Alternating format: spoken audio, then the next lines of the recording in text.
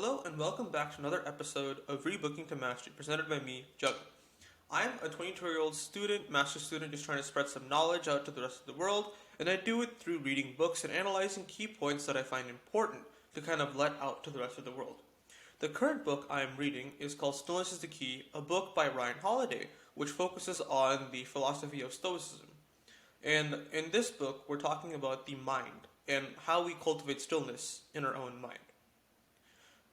So, one important thing to understand is that there's a lot of wisdom. There's a lot of sources of wisdom around us. There's a lot of places we can seek or go to find wisdom.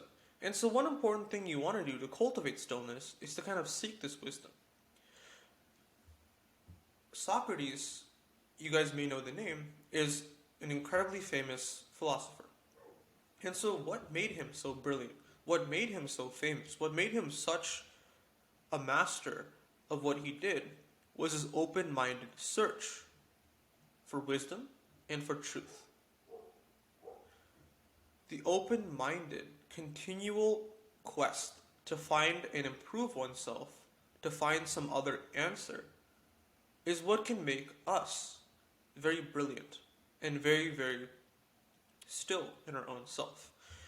The need to have to continually ask questions, to reflect, or to study, just allowing yourself to do that, just opens your eyes to so much understanding and truth in the world around you. Take myself for an example.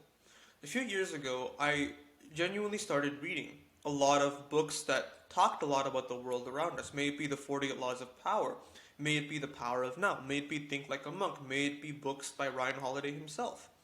And so, being able to be provided these frameworks of understanding by authors who have dedicated so much of their life to learning about this allows you to view the world in different perspectives and see different ways of life, and allow yourself to entertain different modes of thinking. It's always interesting to see that people who do not read, it's almost in a sense disheartening, because people who do not read generally don't have the same advantage as those who can read. And you could even go so far as to say people who do not read in general have they kind of rely on the same things that people who cannot read rely on. They rely on their life experiences and whatever people tell them. If you have the skill and the ability to read, why not leverage it?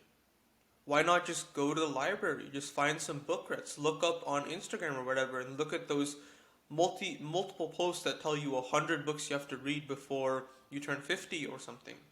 And then just add your experience to those books, add those frameworks, and find yourself more intelligent, stronger, and more willing to learn than you were before. Because when you put yourself in these situations, and you find yourself in a tough place, there is no better place you can find than the books you read to familiarize yourself with the unfamiliar.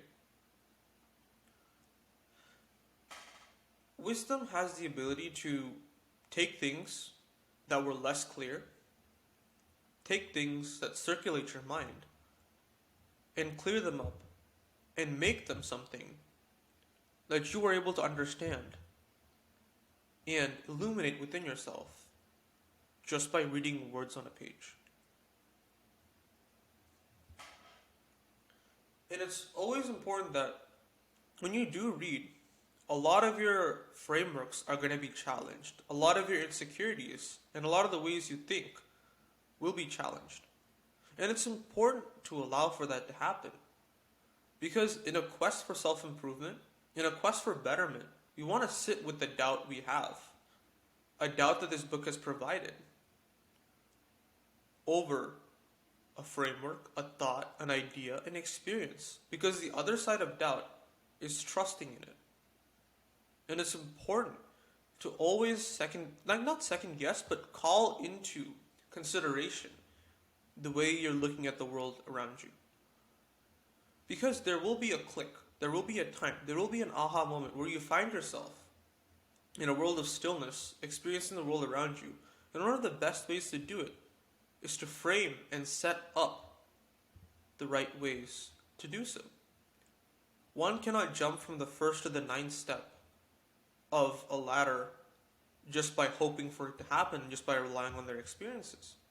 Books provide those second, third, fourth, fifth, sixth, seventh, eighth step to find that. And it's not even just books. Like, books is like the primary source of wisdom that we usually let out, but even podcasts, watching YouTube videos, and any sorts of wisdom you can seek will cultivate that open-minded search that you have to find within yourself to find the peace around you.